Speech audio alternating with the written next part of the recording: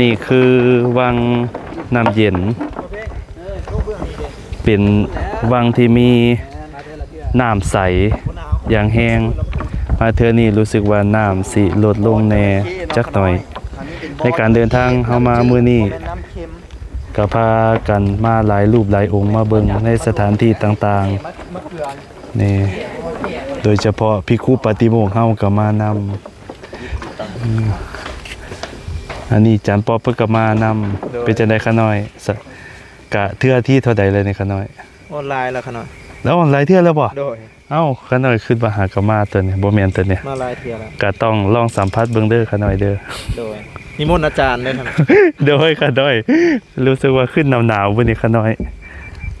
ก็อยากลองสัมผัสเบิ่งโอ้โดยแม่นคะน้อยมันใสคักก็เลยเห็นฮอดปลาเนี่ยน้ำนี่ใสคักขนาดเอาต้นญาติโยม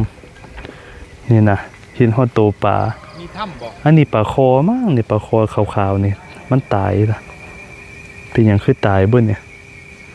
แม่นอีหลีปลาคอเขายิงมันหรือมันเป็นอีหยังนี่ล่ะโดยปกติแล้วทางฝั่งลาวเนี่ยน้ำเพิ่นก็สิใสอยู่จังซี่เป็นน้ำที่พุดออกมาอยู่หม้องเนี่ยก็คือน้ำบ่อนั่นล่ะน้ำใสขนาดได้บ่เคยขุ่นจักเทื่อหม้องเนี่ยแล้วก็น้ำนี่แล้วก็สิเย็นตลอด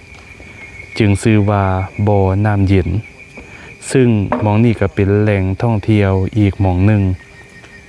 ก็อยู่ใกล้ๆวัดว่าอาหามก็เฮาก็พากันเดินทางมาเบิ่ง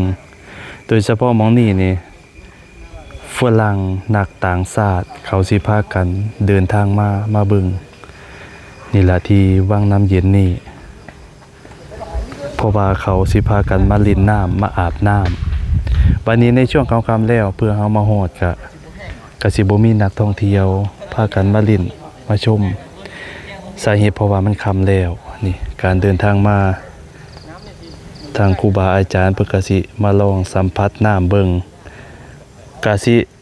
พอปานน้ำแข็งพุ่นล่ะออกต้นญาติโยมนี่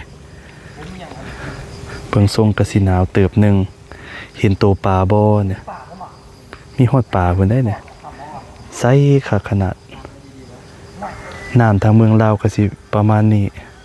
ไปหลายๆภูหลายๆถ้ำหลายๆหม่องน้ำก็สิใสเขียวงามโดยที่บ่ได้ตกแต่งหรือบ่ได้แสงใส่แสงหรือสีอีหยังต่างๆน้ำนะสีใส